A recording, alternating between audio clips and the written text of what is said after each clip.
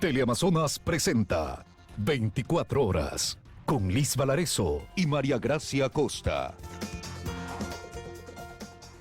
Empezamos. El presidente de la República inauguró el programa de créditos para productores y agricultores. Paul Cuello está en la Tacunga, Cotopaxi, donde se produjo el evento y desde donde nos reporta. Hola Paul, cuéntanos.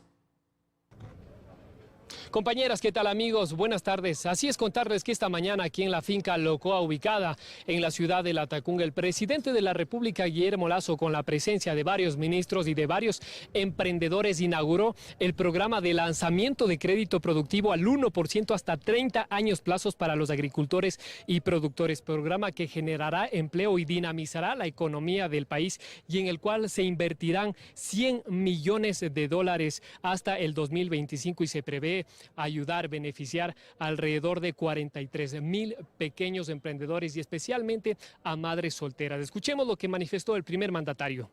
Ustedes no necesitan de padrinos ni abogados para conseguir un crédito en Banecuador. Vayan nomás a todos los sitios oficiales de Banecuador, toque la puerta, entre con los documentos mínimos requeridos y obtenga su crédito en 48 horas. No pague coima a nadie. A nadie.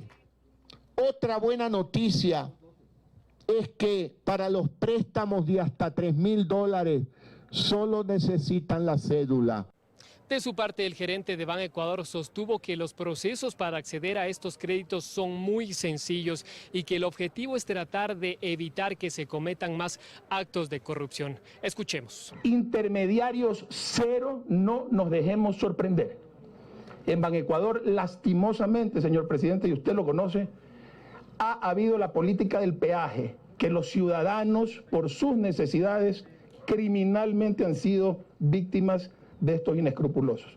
Estamos con una guerra sin cuartel contra la corrupción. Hemos armado líneas de denuncias para aquellos intermediarios que pululan alrededor de las oficinas de Banecuador.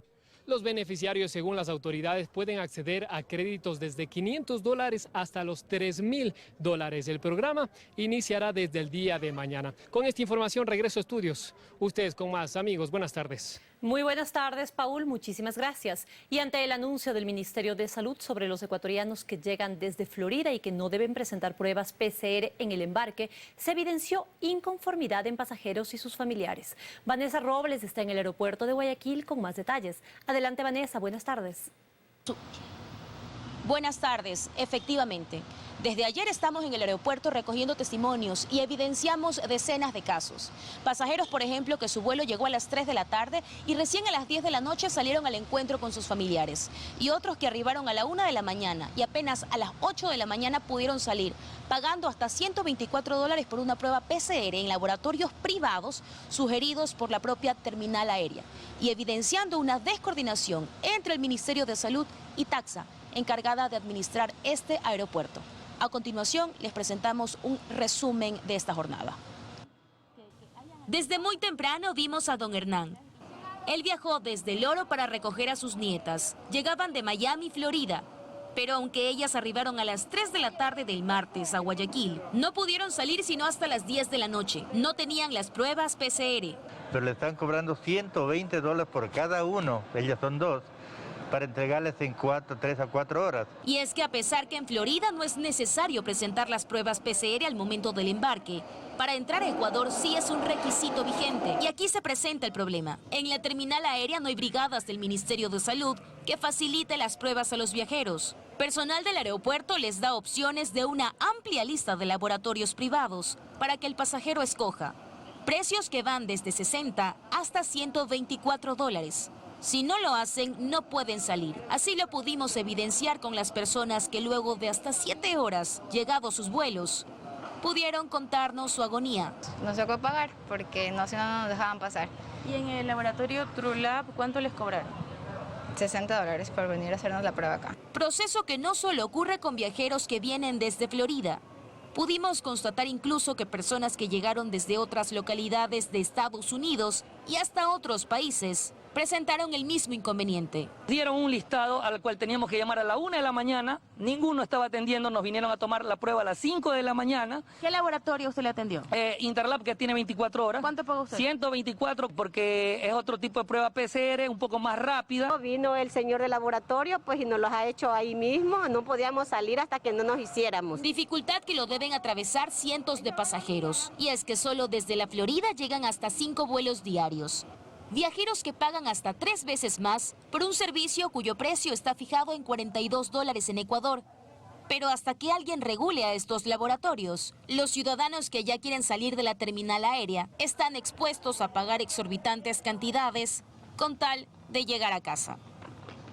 Desde Taxa se adjudica la responsabilidad al Ministerio de Salud, que hasta ahora no nos especifica qué medidas tomarán al respecto.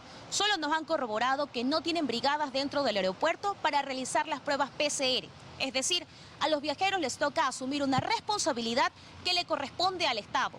En otras palabras, si usted tiene un familiar que va a arribar al Ecuador, aconséjele que se haga la prueba PCR fuera del país, para que no deba incorporar a las horas de vuelo horas de espera e incluso pagar hasta 3 veces más por esta prueba en laboratorios que al parecer no hay autoridad que los regule.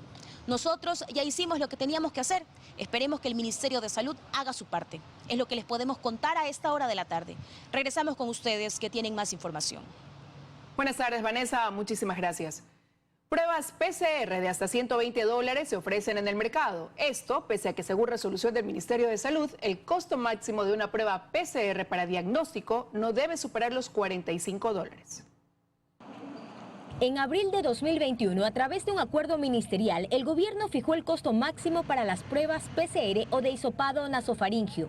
Según la disposición, el valor no puede superar los $45.08, una reducción importante si recordamos que el mismo examen durante los primeros meses de la pandemia costaba hasta $120. Pero ese valor nuevamente está vigente en algunos casos y pese a la orden del Ministerio de Salud, los laboratorios se justifican aduciendo que un valor mayor al estipulado se debe a la urgencia con la que los pacientes solicitan los resultados. En pruebas que se llaman PCR COVID Express, que se realizan con otro equipo, las cuales por su tiempo más corto de entrega, ya que estas estarían en un lapso máximo de 4 horas, es que el valor pasa a costar sí hasta $120. No son las pruebas COVID-PCR normales. Son hechas en otro equipo, con otros reactivos y obviamente el resultado sale mucho más rápido. Otro factor que encarece el costo final de la prueba es que esta se realiza fuera del laboratorio o que se utilizan diferentes reactivos para identificar con más precisión el tipo de variante de COVID que tiene el paciente. Una información que no es del todo relevante, puesto que la enfermedad debe ser tratada por su origen y no por la variante. Que realmente sería comercial, ¿no? Es decir, sabemos que te sale positivo y en 6 o en 8 horas o en 24 horas te indico que es Omicron. No importa qué variante tengas, sea la Delta, sea el Omicron, igual tienes COVID. Tienes que cuidarte, pasar en tu casa aislado. Por su parte, la Agencia de Aseguramiento de la Calidad de los Servicios de Salud y Medicina Prepagada pide a los usuarios de los laboratorios que incumplan con la tarifa estipulada denunciarlos a través de un correo electrónico. Joana Ramos, 24 horas. La positividad viral en el país se ha incrementado desde fines de diciembre. 20% de las pruebas PCR que se realizan a nivel nacional resultan positivas y en el caso de las de antígeno la cifra se eleva a 30%. Las autoridades explicaron cuándo es recomendable aplicar cada uno de estos test para evitar falsos negativos. A partir de la última semana de diciembre, las autoridades de salud detectaron un incremento de la positividad viral en el país. Al momento, un 20% de las pruebas PCR que se realizan dan resultado positivo. Y al hablar de test de antígenos, la cifra de positividad bordea el 30%. En agosto y en septiembre estuvieron bajo 5. El CDC ha determinado que cuando una positividad viral en un país baja de 5, significa que la pandemia está controlada. Entonces tuvimos por algunos meses la pandemia bajo control, incluso cuando existía la variante Delta aquí en nuestro país. Y si bien las pruebas tanto de antígeno como PCR permiten conocer la situación epidemiológica, las autoridades explican que cada una tiene una función específica que debe ser tomada en cuenta para evitar falsos negativos. Aquellas personas que son portadoras sanas o que tienen la enfermedad, pero que no desarrollan síntomas, posiblemente con las pruebas de antígeno saldrán negativas. Por lo tanto, las pruebas de antígeno se recomienda a partir del 5º día de contagio y cuando las personas tienen síntomas. En cambio, las pruebas PCR son altamente sensibles, por lo que sus resultados usualmente son certeros. Deben hacerse a partir del 3º o 5º día después de haber tenido el contacto. Más ahora que tenemos esta variante Omicron, que se ve que su historia natural de la enfermedad es muy rápida. Al momento en el país, la variante predominante es la Delta, considerada también como de alta transmisión. Y en segundo lugar se encuentra la variante colombiana Mu. Los últimos días han cambiado los lineamientos para el aislamiento de las personas que tienen Omicron en comparación con las personas que tienen Delta o otro gamma o otro tipo de variantes. Se ha visto que la variante Omicron tiene un ciclo mucho más rápido. Entonces, a los 5 días las personas ya no tienen síntomas y de lo que nos han enviado como información científica ya no contagian, a diferencia de las otras variantes. Las autoridades insisten a la ciudadanía en acudir a los puntos de vacunación para reducir las posibilidades de desarrollar una enfermedad grave en caso de contagio o la muerte. En Quito, Belén Merizalde, 24 horas. Aumenta el número de personas vacunadas en Guayaquil. Ciudadanos acuden a los puntos establecidos para ser inmunizados contra el COVID-19. El contacto es con Valery Villalba, quien está en el vacunatorio de Mucho Lote. Hola, Valery. Sí, ¿qué tal, compañeras? ¿Cómo están? Muy buenas tardes. Así es, estamos en el vacunatorio de Mucho Lote, esto en el norte de Guayaquil, para continuar revisando lo que ha sido pues esta jornada de inoculación. Han llegado bastantes personas justamente para completar su esquema de inmunización y de esta manera seguir protegidos contra el COVID-19. Según cifras que nos han brindado, durante estos últimos 2 días se han inmunizado a 2.000 personas diarias, es decir, que había un aumento bastante significante en cuanto a personas que han llegado hasta este vacunatorio, pero les contamos más en el siguiente reportaje. Y así iban llegando desde muy temprano. Eran personas que acudieron este miércoles al punto de vacunación de Mucho Lote al norte de Guayaquil. Carlos, por ejemplo, por su dosis de refuerzo. Cumpliendo con responsabilidad. Pero un gran grupo de personas apenas iban a recibir la primera dosis. Gabriela, por su estado de gestación, no pudo en su momento, pero acudió para seguir protegiendo a su familia. No ha salido para nada y ya ahorita sí tengo que vacunarme por lo que está sucediendo. Y otros que no acudieron cuando les tocaba, ya que indicaban falta de interés, pero hoy están aquí, cumpliendo. No, porque no quería vacunarme. Ya tocaba, ya hay que ser responsable. Este lunes y martes, según datos, se inocularon a 2.000 personas diarias, cifra importante teniendo en cuenta la baja demanda semanas atrás, en donde esta misma cantidad se veía, pero a la semana. Es por eso que se sigue motivando a la ciudadanía a que acudan a los diferentes vacunatorios para completar el esquema de inmunización y de esta manera evitar complicaciones en el caso de contraer la enfermedad. El vacunómetro del Ministerio de Salud muestra que hasta ahora se ha cubierto el 79,1% de los ciudadanos con 2 dosis y se han aplicado 1.179.378 dosis de refuerzo.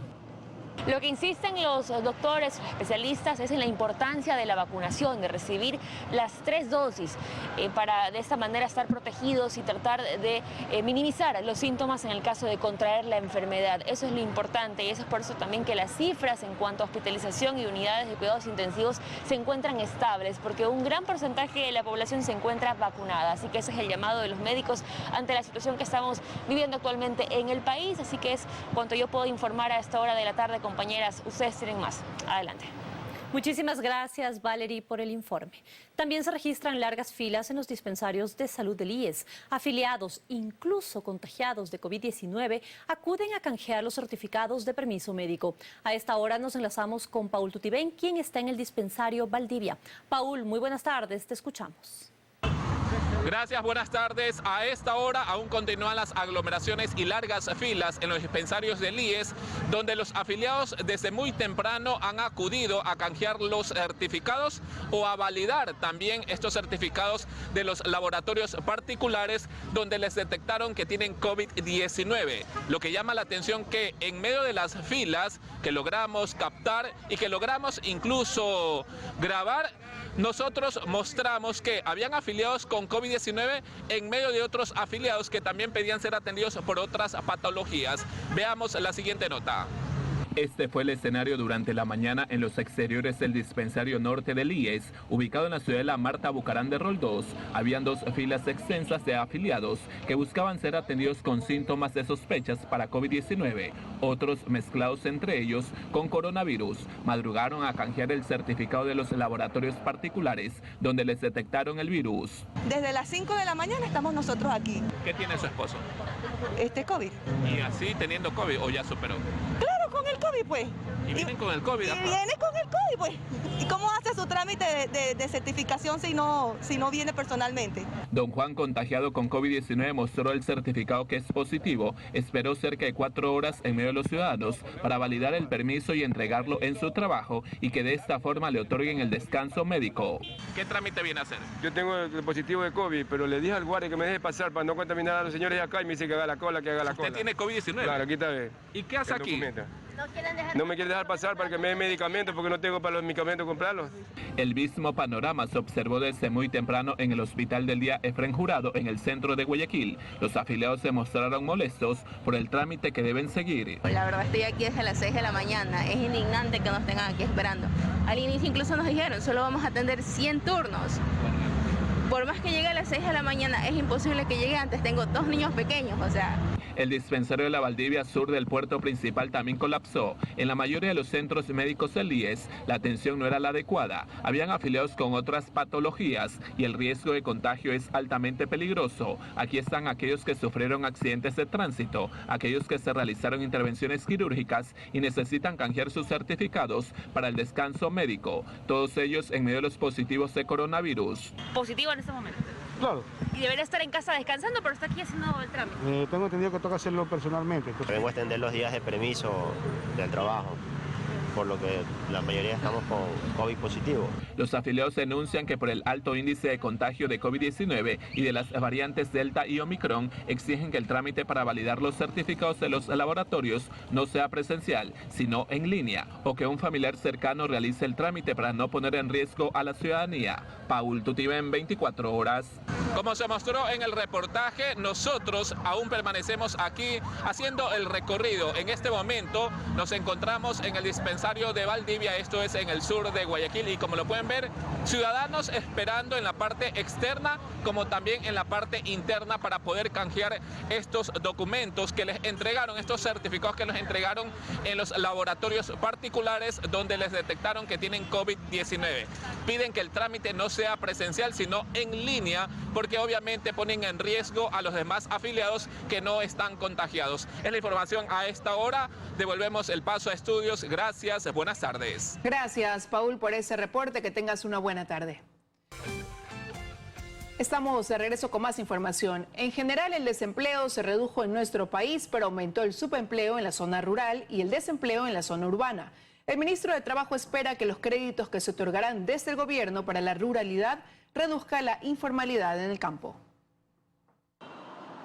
Una disminución de desempleo podría ser una buena señal, pero también podría significar que hay más personas con empleo no adecuado, es decir, ganando menos del salario básico o en la informalidad. Si bien según los últimos números del INE que el desempleo disminuyó el penúltimo mes del 2021, pasando de 4.9 a 4.4%, y el empleo pleno pasó del 32% al 33.7%. El subempleo también creció. Hay 71.033 personas más en el subempleo, es decir, ganando menos del salario básico. Y el incremento de este trabajo no adecuado se da sobre todo en el área rural. El ministro de Trabajo reconoce las cifras y asegura que los créditos que otorgarán podrían generar un cambio. Y sé que la única forma es generar más trabajo en el campo a través de créditos. Esto hará que los agricultores puedan sembrar más,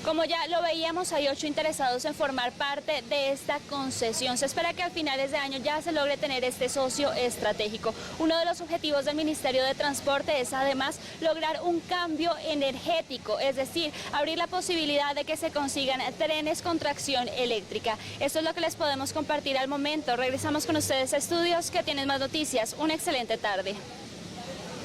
Excelente tarde también para ti, Daniela. Muchísimas gracias. Y la Embajada de Estados Unidos en Ecuador aspira a retomar un número controlado de solicitudes de renovación de visas, con excepción de entrevistas durante los primeros meses de este año. Mientras tanto, avanzan con los requerimientos con entrevistas que aún requieren la espera de más de un año. La Embajada de Estados Unidos en Ecuador actualizó la información acerca del procesamiento de visas para ese país. Los consulados han seguido atendiendo los requerimientos. En total, desde marzo de 2020, más de 150.000 visas de no inmigrante. Según asesores de migración que ayudan a los ciudadanos en sus solicitudes, la alta demanda genera un tiempo de espera. Actualmente las citas están para mayo del 2023, lo que quiere decir que se siguen reprogramando hasta 2022 y esto hace que el proceso sea más largo. Para que los aplicantes tengan entendido cómo es el proceso. Las entrevistas para primera vez y para renovaciones continúan por debajo de los niveles previo a la pandemia y con tiempo de espera de más de un año. Sin embargo, explican los asesores, la embajada ha permitido que se realicen reprogramaciones. Solemos reprogramar, el tema es que la embajada nos habilita un calendario y sabemos reprogramar hasta unos 6 o 5 meses antes.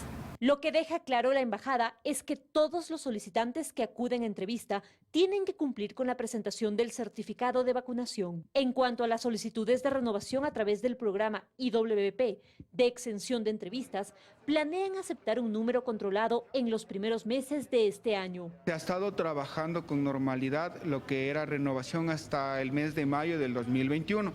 A partir de esa fecha ellos decidieron cerrar el sistema de renovación porque había mucha afluencia de gente renovando en la actualidad, casi 75.000 visados en espera. Tiene que arraigarse obviamente ahora al proceso que la embajada manda, que es tener una cita con el agente consular. Hasta el momento, hasta la fecha actual, no ha habido ninguna resolución por parte de las autoridades competentes de la embajada diciendo que el sistema de mensajería para la renovación de la visa está abierto. En lo que respecta a visas de estudiantes, trabajo, humanitarias de emergencia, son priorizadas y elegibles para entrevistas aceleradas. En Quito, María Gracia Acosta, 24 horas. 2 comisiones legislativas analizan la situación de los hundimientos en Zaruma. Una de ellas recibió hoy al alcalde y al prefecto de El Oro, quienes mencionaron que el problema de ese cantón se conoce desde 1993 y señalan a la minería legal e ilegal. La Comisión de Gobiernos Autónomos recibió a varias autoridades y ciudadanos para conocer la situación de Zaruma.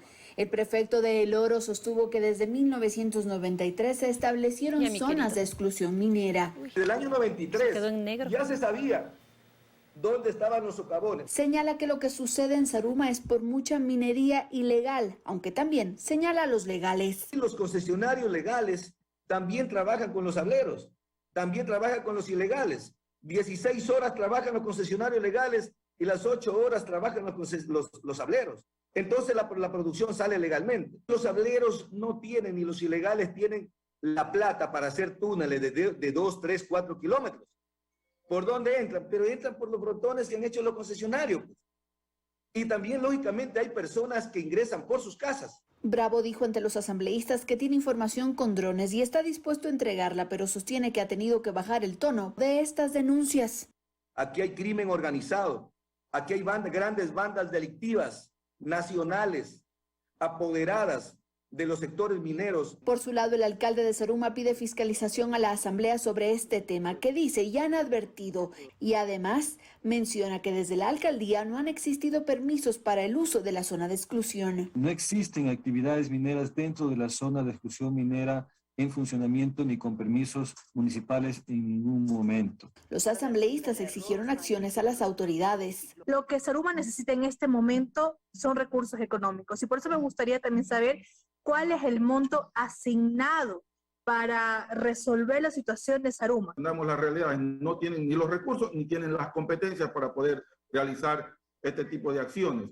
Por eso es importante que el gobierno nacional se pronuncie. En horas de la tarde se espera que la ministra de Gobierno y el de Energía y Recursos Naturales acudan a dar esas explicaciones, pero a la Comisión de Biodiversidad, donde se lleva a la par un proceso sobre este mismo tema. En Quito, Andrea Samaniego, 24 horas.